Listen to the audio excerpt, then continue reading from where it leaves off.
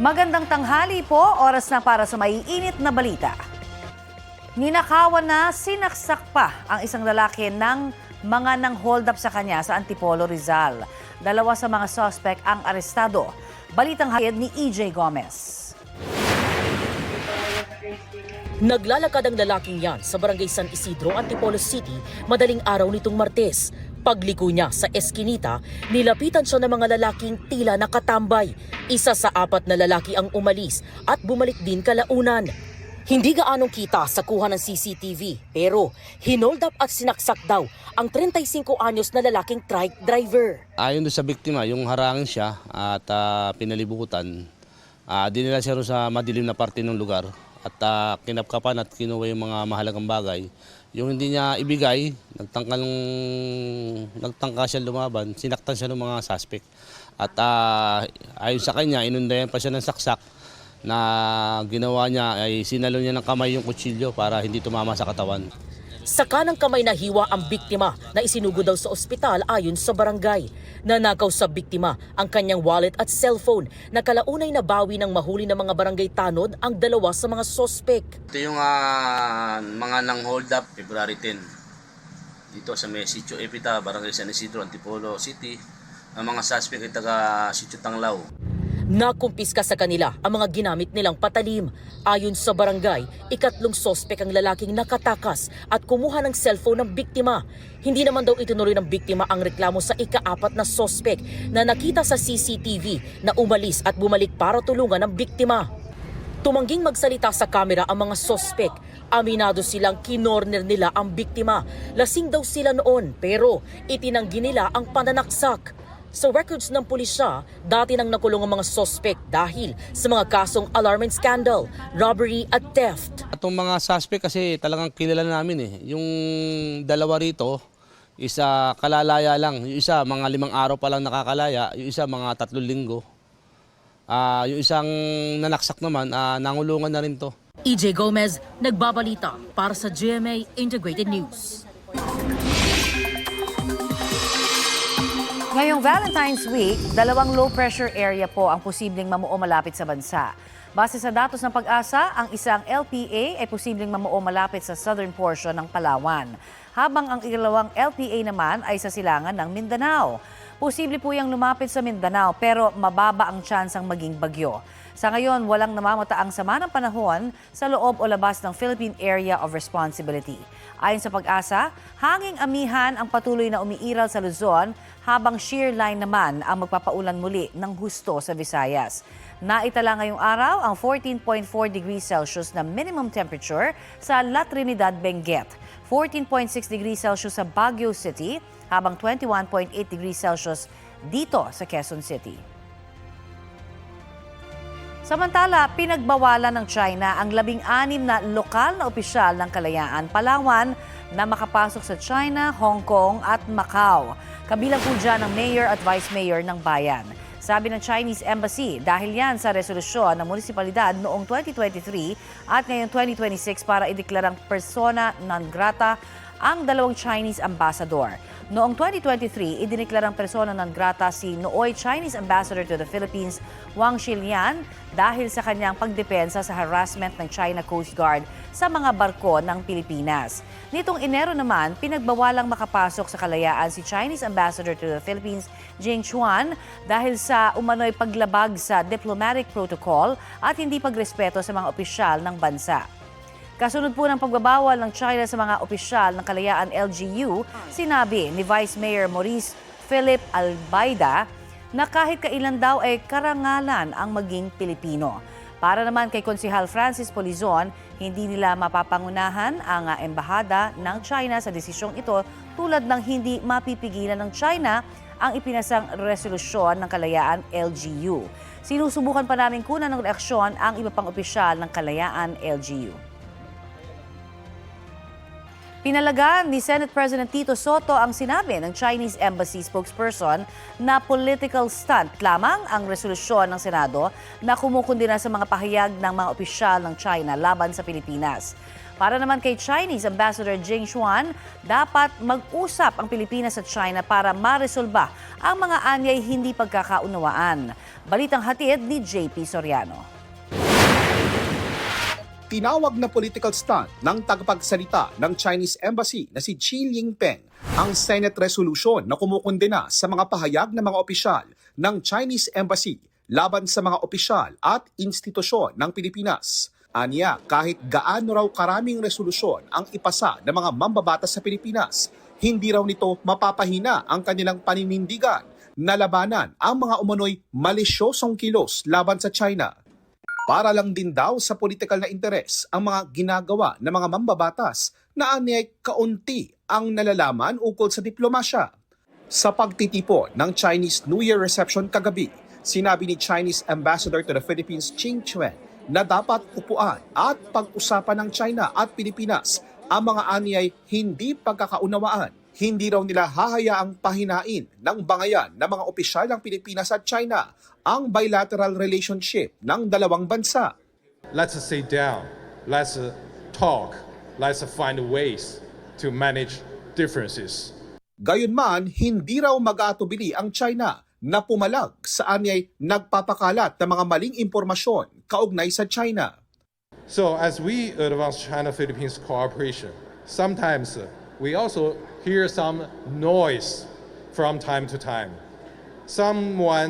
It seems that they want to spread false narratives, smear China, and stoke confrontation.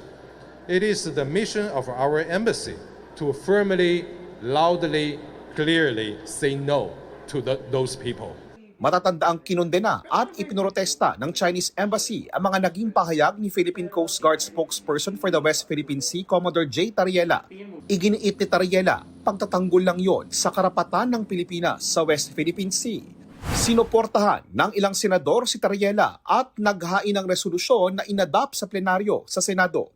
Sabi ni Senate President Tito Soto, tila gusto raw silang patahimikin ng tagapagsalita ng Chinese Embassy. Inakusahan daw ni Xi ng paninindak ang mga senador habang patuloy raw ang mga walang galang na pahayag ni Xi sa mga mambabatas.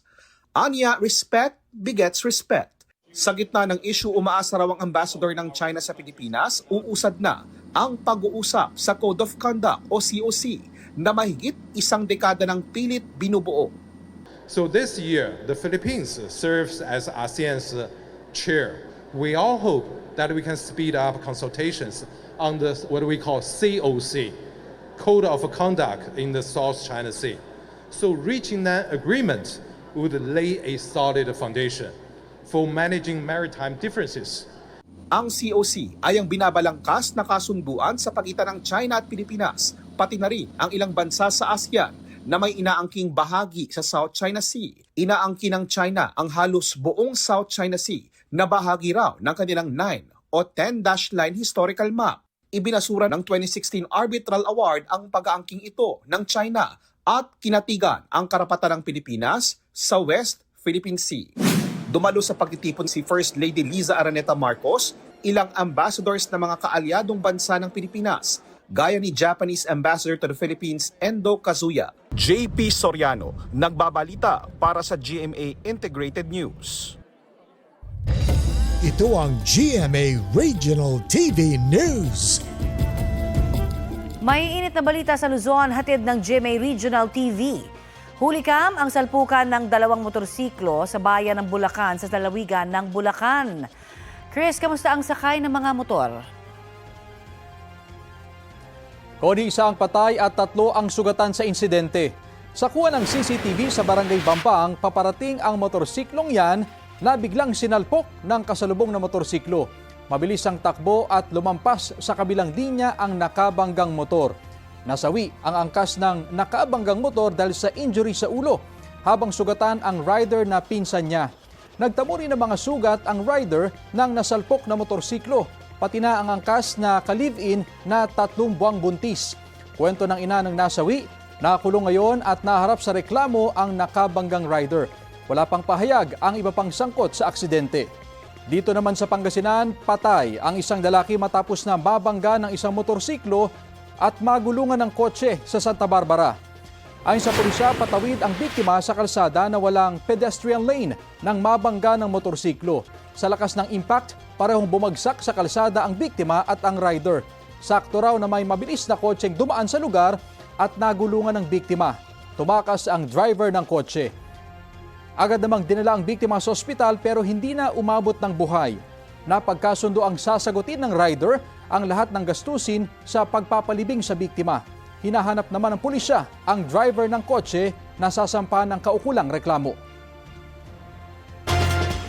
Sa kuha ng CCTV sa Barangay 19 sa Bacolod City nitong Lunes, nakatambay ang lalaking yan sa tabi ng tricycle.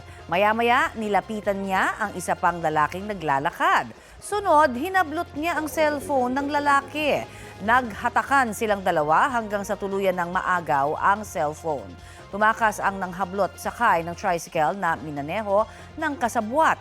Ayon sa pulisya, kwento ng nahablutan, hindi na siya nanlaban sa suspect dahil tinutukan siya ng kutsilyo. Tinangka rin daw agawin ang kanyang bag. Sabi ng pulisya, posibleng inabangan daw ng dalawang suspect ang lalaki. Patuloy ang paghahanap sa mga suspect. Arestado sa Quezon City ang isang lalaking nangikil umano sa kanyang ex-girlfriend kapalit ng hindi pagpapakalat ng masiselang video at litrato. Balitang hatid ni James Agustin. Pumapalagpat sinubukan tumakas ng 26 anyos sa lalaki na naaresto sa entrapment operation ng pulisya sa barangay San Bartolome Novaliches, Quezon City. Pinadapa ang lalaki at saka pinusasan. Ang lalaki inireklamo na pangingikil umano sa dati niyang kasintahan kapalit ng hindi pagpapakalat ng masaselang video at larawan. Ang usapan kasi nila is dapat magkikita sila sa isang mall sa loob ng isang fast food chain. Ngunit hindi dumating yung lalaki, minessage siya na sa labas na lang daw sila magkikita. At yun na nga, buti na lang nakahanda yung mga operatiba natin, nakapwesto na rin sa labas, namataan din agad yung suspect. Ayon sa pulisya, unang dumulog ang 25 anyos sa biktima noong February 2. 2 beses na siya nakapagbigay ng pera sa sospe na aabot sa 20,000 pesos. Hindi pa raw nakontento at patuloy ang pananakot ng sospe. Nangingi pa raw siya sa biktima ng karagdagang 20,000 pesos. Kaya ikinasa na ang operasyon nitong February 9. Ilang beses na raw ginawa sa kanya, parang nakakadalawang beses na sa kanya at ito parang pangatlong beses na hiningan siya. Kaya yun nga, napagpasyahan niya na ipahuli na itong ex-boyfriend niya. Nakuha mula sa sospek ang iniabot na pera ng biktima at ang ginamit niya motorsiklo. Sa investigasyon na pag-alaman na naghiwalay ang dalawa noong Nobyembre matapos ang 3 buwang relasyon. Nakakulong sa Novaliches Police Station ang sospek. Itinanggi niya ang aligasyon sa kanya. Bluff lang po yun. Wala po ako talagang record. Sabi niya po kasi tutulungan niya po ako.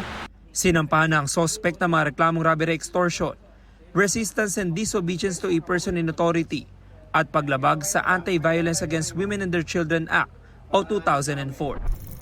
James Agustin nagbabalita para sa GMA Integrated News.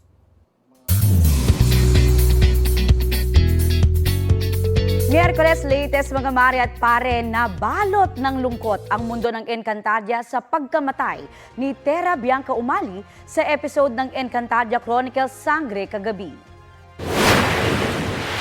Tanda akong mamatay ng paulit-ulit para pangalagaan ng aking brilyante. Ibolino, Encantadia! Winakasan ni Bathalang Gargan Tom Rodriguez ang buhay ni Tera matapos mabigong makuha mula sa kanya ang brilyante ng lupa. Nabatid na rin ng iba pang sangre at kambaldiwa ang pagkamatay ni Tera. Chika ni Bianca sa GMA Integrated News, pinaghirapan nila ang eksena ng pagtutuos nila ni Gargan. Marami pa raw ang dapat abangan. Talagang pinaghirapan naming lahat. At naging hands-on ako sa eksenang to na kami ng action team ko ang nag-choreo ng buong fight namin. Meron kaming mga ginawang mga eksenang kaabang-abang. Siguro, gano'n na lang. Hindi aakalain na mangyayari. Sa isang Facebook post naman, sinabi ni Bianca ang katagang Avisala Maiste o paalam sa kanyang karakter na si Tera. Nagpasalamat din si Bianca sa lahat ng tumulong na gawing epektibo ang kanyang pagganap mula sa training at collaboration sa creatives. Sabi pa ni Bianca, memorable ang journey niya bilang Tera at marami siyang natutuhan. Shoutout niya sa Encantadix, Avisala Eshma. Heto na ang mabibilis na balita. Tinatayang 100 pamilya ang nasunugan sa Barangay Addition Hills sa Mandaluyong kaninang madaling araw. Dikit-dikit ang mga bahay roon kaya mabilis pong kumalat ang apoy. Marami sa mga pamilya ang walang naisalbang gamit. Ilan po sa kanila namatayan pa ng alagang hayop. Inaalam pa ang pinagmulan ng apoy. Nasa 30 pamilya naman ang nasunugan din sa Barangay 49 dyan sa Caloocan kanina ring umaga. Kwento po ng may-ari ng bahay kung saan nagsimula ang apoy, bigla na lang daw sumigaw ang kanyang misis nang mag-apoy ang karton sa ibabaw ng kanyang hinihigaan. 3 ang isinugod sa ospital matapos mahirapang huminga. Isang babaeng residente naman ang nilapatan ng Pangunang Lunas matapos kagatin ng aso habang lumilikas. Iniimbestigahan pa ang sanhi ng apoy. Mainit na balita po, overloading ang isa sa mga tinitingnang posibleng dahilan ng paglubog ng MV Trisha Kirsten 3 noong January 26 sa Basilan ayon sa Department of Transportation. Sa initial findings ng Maritime Industry Authority at Philippine Coast Guard na tinalakay ni Acting Transportation Secretary Giovanni Lopez ngayong umaga, may nakita rin silang poor seamanship at safety violations ng barko. Pasado alas 7 kaninang umaga, isa pang bangkay ang nakita ng mga taga-PCG sa dagat malapit sa Baluk-Baluk Island. Dahil dyan, 52 na ang death toll sa paglubog ng barko. Wala raw epekto sa investigasyon ng Ombudsman sa mga questionabling flood control project ang pagbabago sa rekomendasyon ng Senate Blue Ribbon Committee. Ayon pa sa Ombudsman, bibigyan na sila ng Kamara ng kopya ng mga SALN na mga iniimbestigahang kongresista. Balitang hatid ni Salima Refran. Nasa gitna ng strategic planning session ng kanyang opisina sa Baguio City, si Ombudsman Jesus Crispin Remulla nang lumabas ang balitang binago ng Senate Blue Ribbon Committee ang draft report nito sa investigasyon sa flood control scandal. Mula sa unang draft recommendation na kasuhan sina Senator Joel Villanueva, Jinggoy Estrada at Chis Escudero, nire-rekomenda ngayong isa-ilalim na lang sila muna sa preliminary investigation. My own colleagues in the majority, nagsuggest sila, baka naman pwedeng isopen natin, na hindi masacrifice yung intent, hindi mababago yung substance. In-specify na lang namin na instead of using the word charged, to be charged, to undergo preliminary investigation, to undergo fact-finding investigation, to undergo case build-up, yung mga ganon. Pag sinabing charged, ito yung tumama sa sensitivity ng ibang mga kasama namin na pag-charge. Pakisipin ng mga tao, china-charge na sa korte. It's politics. Ano na yan eh? What is acceptable to all or to most is the most important thing. Dahil dating mambabatas, alam raw ni Remulla na may bigat ang personal na mga relasyon, lalo na sa mga magkakasama sa Kongreso. Kasi nga, nagkakapersonalan, siyempre may mga kaibigan yan sa loob na pipirma, wag lang nalagay yung pangalan. Gano'n yan, may negotiation yan, may compromise yan. Kinukuha pa ng GMA Integrated News ang tugon dito ni Blue Ribbon Committee Chair Senator Ping Lacson. Ayon kay Remulla, wala naman daw itong epekto sa gumugulong na nilang mga investigasyon sa 3 senador at sa iba pang nadadawit sa flood control controversy. At least, yung pagkapangalan sa kanila tsaka yung records intact. Ang mahalaga dyan, yung records ng Blue Ribbon Committee tsaka lahat ng testimonies niya. Yun ang mahalaga. Yung report niya kasi, anticlimactic yan eh. Kung ano ang alam natin, yun na yun eh. Para hindi raw mabasa ang kanilang mga hakbang, matipid sa pagbibigay ng impormasyon sa kanilang mga investigasyon, si Ombudsman Remulla, pati na kung may kakasuhan sila sa Sandigan Bayan sa nalalapit na panahon. Kahit nagbitiw na si ACT-CIS Party List Representative Ed Vic Yap, tuloy pa rin daw ang investigasyon sa kanya at sa iniuugnay sa kanyang Silver Wolves Construction. Nakausap na rin daw ni Remulla ang liderato ng Kamara at bibigyan na raw sila ng kopya ng mga hinihinging salin ng mga iniimbestigahang kongresista. Ang computer naman ng yumaong si DPWH Undersecretary Catalina Cabral, sinisilip na ng Ombudsman. Unfortunately, meron kami hindi makita sa mga files. So, what we did was to go to the cloud. Kasi yung cloud kasi, ang subscriber dyan, government pa rin eh. I cannot give any evidentiary value to it because number one, authenticating it is a problem already. We're very careful about it. Sanima Refran, nagbabalita para sa GMA Integrated News. Tuluyan ng ibinasura ng Kamara ang 2 impeachment complaints laban kay Pangulong Bongbong Marcos.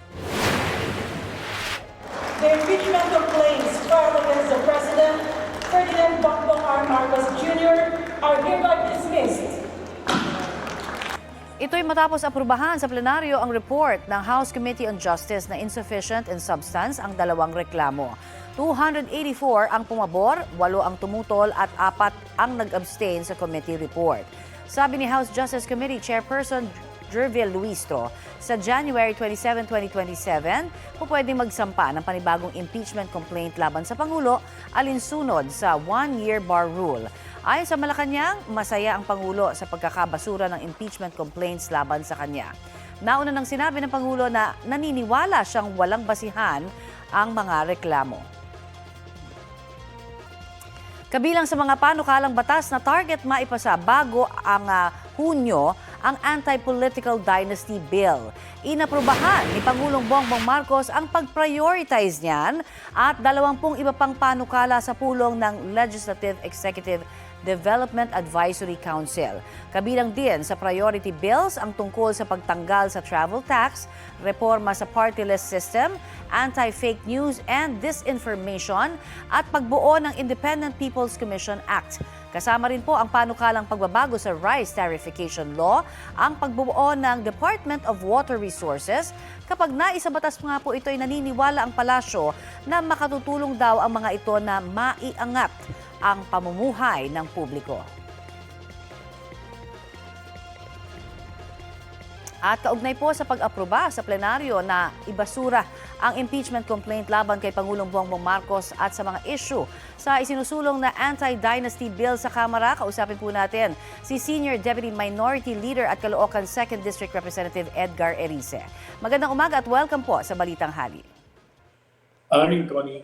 Ano na ho ang susunod na mangyayari matapos nga hong ibasura ng plenaryo ito impeachment case laban kay Pangulong Bongbong Marcos? Po. Nag-uusap kami ng Makabayan Bloc kasi sa aking palagay, nag-violate yung Committee on Justice ng Section 5 Rule 3 ng Rules of Procedures of Impeachment ng House of Representatives. Malinaw kasi na yung basis dapat for sufficiency in substance, madali lang. Yung recital of facts, saka yung kaugnayan nito sa mga aligasyon sa isang impeachable offense na established naman yun. Pero ang ginawa nila, nagawa sila ng mini trial. Nag-impose sila ng mas mataas na standard. Hindi to authorized. Humihingi sila kagad ng patunay, authentication at personal culpability. Yung yugto na yon, dapat yon sa hearing ng Justice Committee. Pinatay nila pinatay na kagad nila, hindi nila binigyan ng pagkakataon yung Makabayan Bloc para mailabas nito yung mga ebidensya. Kaya nangyari nito, hindi naghahanap ng katotohanan, taliwas dun sa talagang purpose ng impeachment, yung accountability. Hindi na dumating sa pagkakataon. So, kayo ho ba ay dudulog sa Korte Suprema, sir? Pinag-uusapan namin dahil siyempre ang major party sa impeachment na ito ay yung mga nag-file. So, kailangan makausap na kung silang mabuti, kung handa silang habulin itong grave abuse of discretion na ito na ginawa ng Committee on Justice. At syempre may mga nagtatanong, ano ba yung mga nailatag na mga ebidensya laban sa Pangulo? Marami dapat silang mailalatag. Pero hindi pa naman sa determination of sufficiency of substance, hindi pa yung panahon ng paglalatag. Pinatay na kagad doon. So hindi na ako paglatag. Para yun yung naging problema nito. At hindi ito nakakatulong sa ating bansa, hindi ito nakakatulong sa Pangulo dahil hindi natin nabibigyan ng pagkakataon na malaman yung katotohanan at hindi rin nabibigyan ng pagkakataon ang Pangulo na masagot niya yung napakaraming question tungkol dito sa national budget at yung pinakamalaking pangungurakot sa kaban ng bayan. Aha.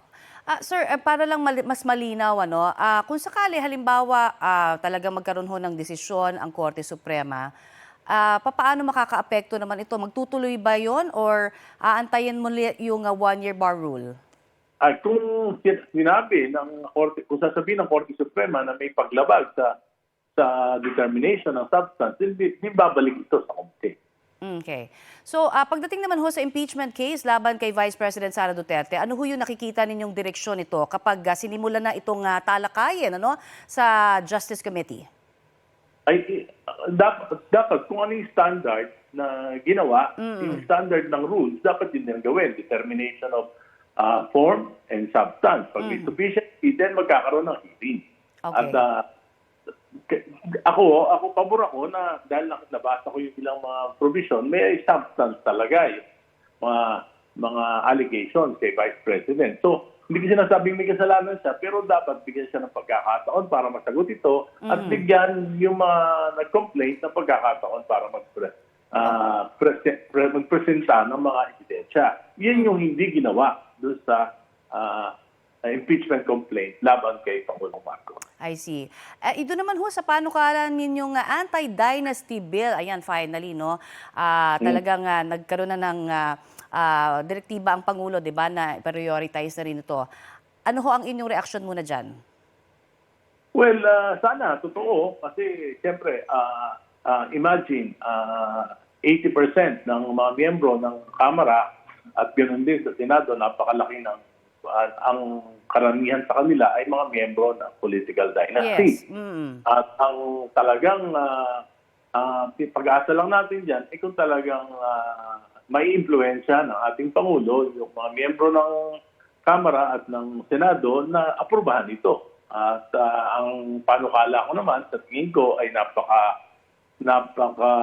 nakipag-compromise nga o it's a principled compromise na payagan na isa sa national, isa sa local, at second degree. Of course, sanguinity lamang para hindi naman maging arbitrary. At ito ay napakagaan na, pero natitiyak ko naman na pag naipasa yung version ko, yung path political dynasties, wala na yan, zero na yan. At ito ho bang paglalagay ho sa priority bill ng Pangulong ito dito po sa anti-dynasty bill, sa tingin nyo ito sufficiente na ito para magpakita na talagang gusto niyang magkaroon ng pagbabago na finally? I think 20 years niya ho yata itong isinusulong, tama ba? 26 years. 26 years. Okay. Ano ho ang tingin nyo doon? Depende pa rin yan kasi dapat i-certify niya as urgent. Okay. Yun ang mahalaga doon. Magkakaroon kami ng mga pagdinig at siguro matatapos namin ito bago matapos ang sesyon ngayong March, matatapos namin yung sa committee at yun ay padadala na for plenary deliberation. At doon yung pinakamahalaga na certify niya na as urgent. Kung go ahead. Doon lang ako maniniwala na sincero siya. Kasi ang aking pakiwari, baka ginagawa lang to para mapanatag yung mga nagagalit ng mamamayan dahil sa mga nangyayaring korupsyon sa ating bansa. Kung sakali ma-certify as urgent po ito, sa tingin nyo, maipapasa ito bago ang eleksyon 2028 kaya? Hindi dapat ito maipasa early next year. Early next year, okay. Early next year sapagkat ang filing of a certificate of candidacy ay October at gagawa pa ng at least ng mechanics of implementation. Opo. Yung Commission on Elections sapagkat kailangan din ang magkaroon ng kampanya para sa information ng mga magiging for the 2020 election. Kaya kailangan talagang madaliin para sa 2028 po kung sakali wala ng political dynasty tayo makikita. Ganun po ba? Siguro may mga at least 2 per family, okay na rin yun. Pero yung path political dynasties, yung mga talagang mag-ama, ngayon meron vice governor, governor, mag-asawa, mga anak, mga congressman, mawawala na lahat yun. Pati barangay captain, kanila, pati mayor, kanila. Yung mawawala lahat yun. Yun na nga po ang aantay natin sa mga susunod pang mga pahayag. Ano. Marami pong salamat sa inyo pong oras na binahagi sa amin. Yan po naman si Senior Deputy Minority Leader, Representative Edgar Erice. Susubukan po naming hingan ng reaksyon ang House Justice Committee sa mga sinabi ni Congressman Erice. Patay ang isang lalaking inireklamo ng kanyang asawa sa Santa Ana, Maynila. Ang lalaki nabaril ng rumesponding pulis na hinataw niya ng martilyo at sinaksak pa sa tagiliran. Ang mainit na balita hatid ni Jomer Apresto.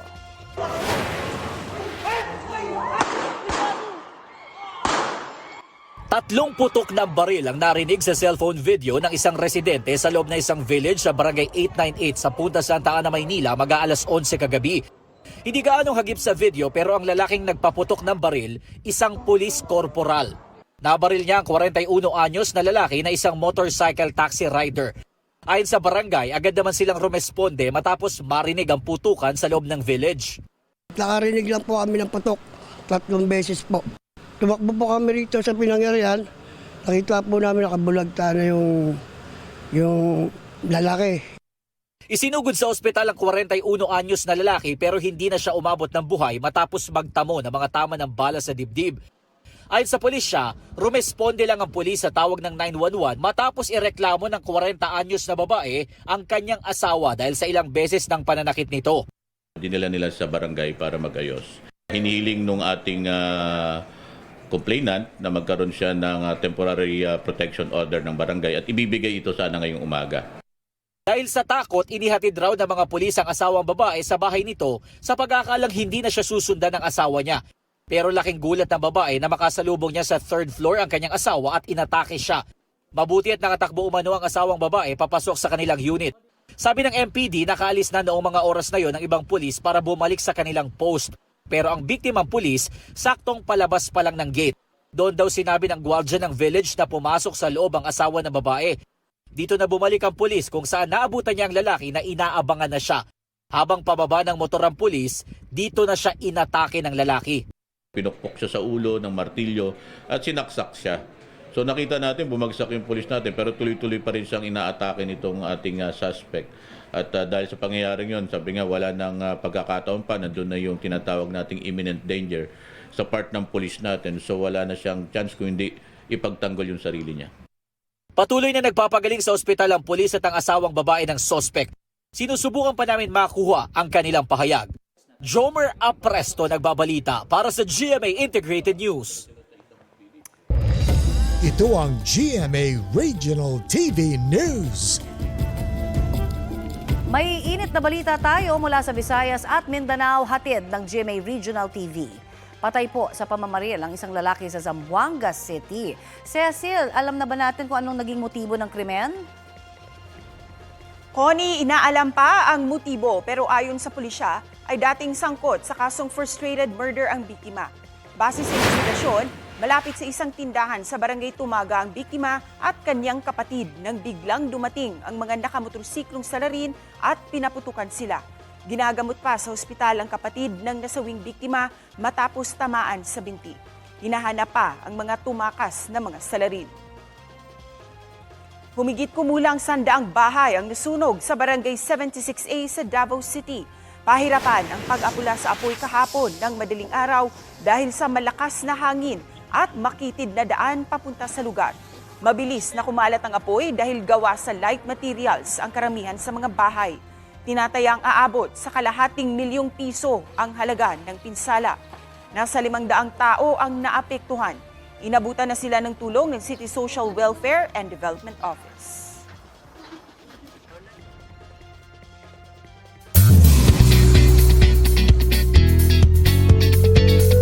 The Kapuso Primetime King is back on his zone.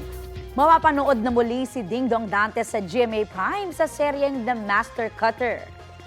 Mas usubok ang versatility ni Ding Dong dahil doble cara ang karakter niya sa action drama series. Sastre sa umaga at assassin sa gabi.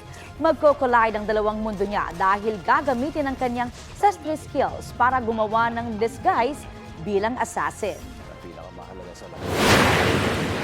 Visually, makikita nilang ganun siya makulay siya dahil marami mga iba't ibang mga costumes. Pero higit sa lahat, syempre yung kwento. Na naman talaga yung pinakamahalaga sa lahat, yung human element ng bawat karakter na pinoportray dito. Mapapanood na ang The Master Cutter sa GMA Prime this April 20. Pwede rin siyang i-stream sa Netflix Philippines starting April 17. Present sa launch ng series si GMA Network Senior Vice President Attorney Annette Gozon Valdez. We're very excited and we're very thankful to Netflix kasi nadadala niya ang ating mga programa, not just from GMA but from the other local producers to a wider audience, Southeast Asia and the global arena. Sa mga customer ng Meralco, maghanda na ng dagdag budget para sa inyong electric bill ngayong buwan. 22 centavos ang taas-singil ng kumpanya kada kilowatt hour. Ibig sabihin po niyan, 45 pesos ang dagdag sa electric bill ng mga kumukonsumo ng 200 kilowatt hours. Sabi po ng Meralco, bunsod ang dagdag singil ng pagmahal ng transmission charge at universal charge for missionary electrification. Ito ang GMA Regional TV News.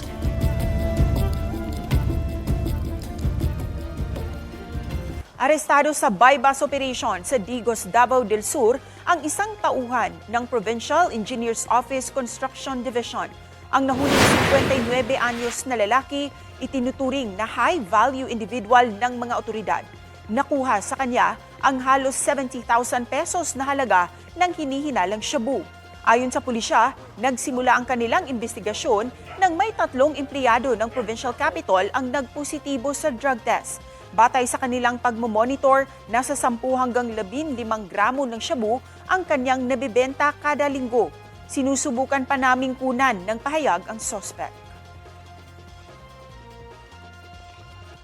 Update po muna tayo sa investigasyon ng Department of Transportation sa paglubog ng MV Trisha Kirsten 3 kung saan mahigit 50 ang nasawi. May ulat on the spot si Bernadette Reyes. Bernadette?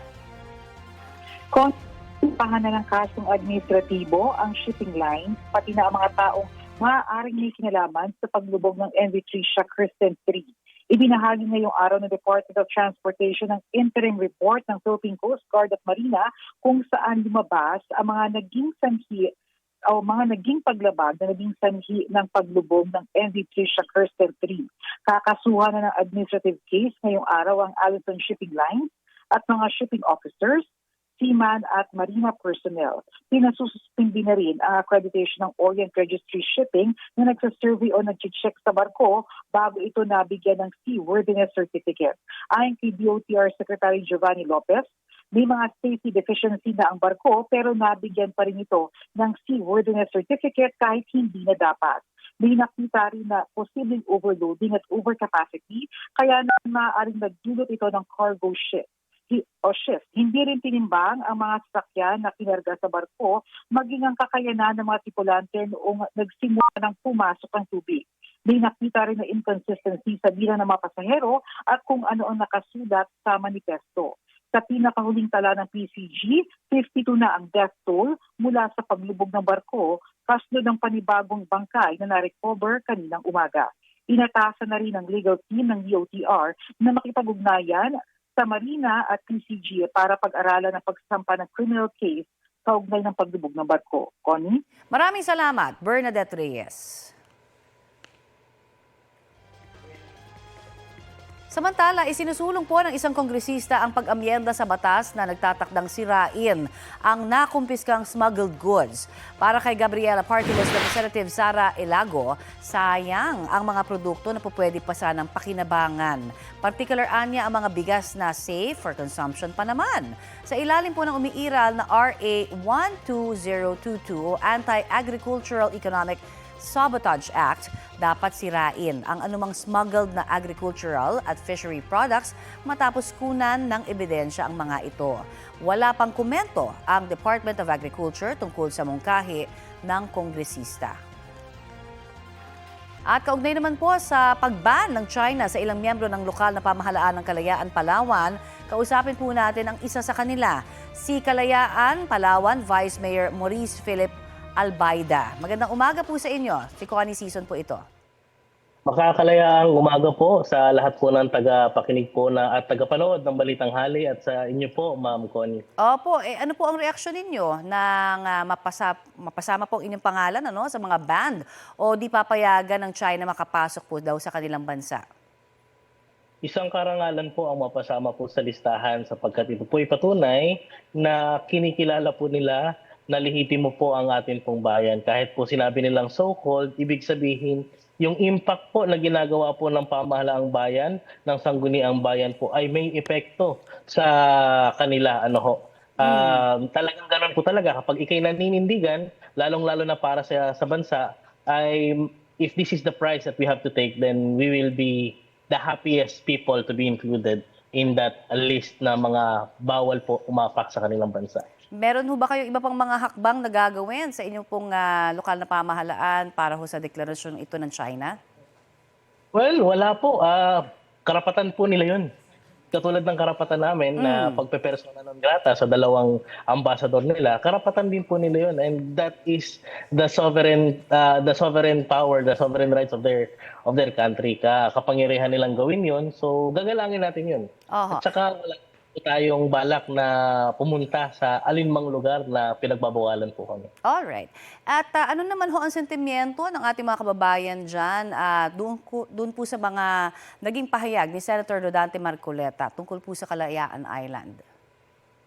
Well, galit sila, offended sila, at nais nga nila sana, sabi nila, mas maganda po sana Vice kung makita nila o makita ni Senator Marcoleta yung kalagayan dito. Sana kung sakaling pupunta siya dito, sumakay ng barko, ng lancha, para po maranasan din po niya yung naranasan po namin. Yun yung mga sentimiento nila. Very particular po sila, most especially kasi naranasan nila doon na ilang linggo walang biyahe, walang provision of food. Ang mga pagkain nila, papaya lang, umaga papaya, tanghali papaya, gabi papaya. So that's it. They have sacrificed a lot and they don't deserve such statements for whatever context it may be taken for. Maraming salamat po at ingat po kayo. Maraming salamat po yan po naman si Kalayaan, Palawan Vice Mayor Maurice Philip Albaida. Ng isang e-trike ang FY Manalo Street sa Santa Ana, Maynila, pasado alas 5 ng umaga kanina. Hindi gaanong maaninag pero isa pong kotseng naka-counterflow ang biglang sumalpok sa e-trike. Bumulagta ang babaeng driver ng e-trike na isinugod sa ospital. Sugatan naman ang isang motorcycle rider na nasa likuran ng e-trike. Posibleng maharap sa patong-patong na reklamo ang driver ng kotse na kinustodiyan muna ng barangay habang hinihintay ang investigasyon ng pulisya. May update po tayo sa matagal lang nakabinbin na cash gift ng 4 na Aita centenarian sa Tarlac. May ulat on the spot si Oscar Oida. Oscar? Yes, Connie, natanggap na nga ng 4 na Aita centenarian mula dito sa Capas Tarlac ang kanilang 100,000 pesos gift ngayong umaga. Pinangunahan mismo ni NCSC Chairperson at CEO, Attorney Maria Merceditas Gutierrez ang pamamahagi ng tig-100,000 pisong cash gift sa 4 na kwalipikadong Aita centenarians. Bukod sa cash gift, ipinagkaloob din sa mga centenarians ang Presidential Felicitation Letter bilang pagkilala sa kanilang mahabang buhay at ambag sa komunidad. Layunin ng pamamahaging ito na may parating ng maayos at direkta ang benepisyo ng pamahalaan sa mga karapat-dapat na Aita centenarians at may paliwanag ang tamang implementasyon ng programa sa ilalim ng Expanded Centenarians Act. Matatandaan kamakailan, iminungkahi ni DSWD Secretary Rex Gatchalian na ibalik na lang sa kanila ang pamumuno sa programa, bagay na mariing tinutulan ni Gutierrez pagkat di naman daw sila nagkukulang sa kanilang tungkulin. Ayon sa NCSC, umaabot na sa higit 2.8 bilyong piso o 96% ng pondo ang naipamahagi hanggang December 31, 2025. Connie? Maraming salamat, Oscar Oida. Nabenta na sa subasta ang isa pa sa mga luxury vehicle na mag-asawang Diskaya na sangkot sa questionableng flood control projects. May ulat on the spot si Maki Pulido. Maki? Ayan, Connie, kung nakikita mo nasa aking likuran, yung mga luxury vehicle ng mga Diskaya na isinubasta ngayong umaga ng Bureau of Customs. Directly behind me, Connie, ay yung itim na Rolls-Royce. At sa ikatlong pagkakataon o ikatlong public bidding na isinagawa ng Bureau of Customs ay nabenta na itong Rolls-Royce ng mga Diskaya. Isa lang ang nagbid para sa Rolls-Royce at nakuha nila ang luxury vehicle sa halagang 29,026,000 pesos. Mataas lang ito ng 1,000 sa floor price ng bidding. So Igorot Stone Kingdom Inc. ang nanalong bidder. Sa 10 luxury vehicle na ipinasubasta ngayong araw, kabilang narito nga yung 8 mga sasakyan ng mga Diskaya, tanging ang Rolls-Royce Cullinan lamang ang nabenta. Pinakamahal sa mga pinasubasta ay ang 2 Bugatti na may floor price na 149.9 million pesos para sa kulay blue at 160.4 million pesos para sa kulay red na parehong hindi pag-aari ito ng mga Diskaya. Itinakda yung susunod na public auction sa February 25. Connie? Maraming salamat, Maki Pulido. Wala raw kinalaman si Vice President Sara Duterte sa umuugong na term sharing umano sa Senate presidency sa pagitan ni Senate President Tito Soto at Senador Loren Legarda. Mula naman akong nakakausap na senador sa term sharing. In fact, hindi ko na nga kinakausap yung mga senators. Kasi napapansin ko kapag merong kumakausap sa akin or tumutulong sa akin or kahit man lang nangangamusta sa akin ay binabanatan ng administrasyon. Pinafailan ng kaso, tinitreten, hinaharas. Tinanong yan sa bise kasunod ng paghahain ng 3 impeachment complaints laban sa kanya. Sakaling magka-impeachment trial, Senate President ang magsisilbing presiding officer sa Senate Impeachment Court. Nasa tanggapan na ni House Speaker Bogie D ang 3 impeachment complaints ayon kay House Secretary General Cheloy Garafil. Inaasahang mailalagay na ito sa order of business ng Kamara. Para naman sa kapatid ng bise na si Davao City 1st District Representative Paulo Duterte, tila paglilihis sa ibang issue sa bansa ang bagong impeachment complaints laban sa bise. Tanong ni Congressman Duterte, nakalimutan na raw ba ang katiwalian sa flood control projects o sadyang pinalilimot ang issue? Noong una raw, umuusad ang mga investigasyon ng Independent Commission for Infrastructure. Gayon din ang Senate Blue Ribbon Committee. Pero bigla na lamang daw nawala na parang bula. Sa halip, nagkaroon anya ng carefully timed impeachment spectacle. Pati maingay na bangayan sa pagitan ng Senado at Chinese Embassy tungkol sa West Philippine Sea.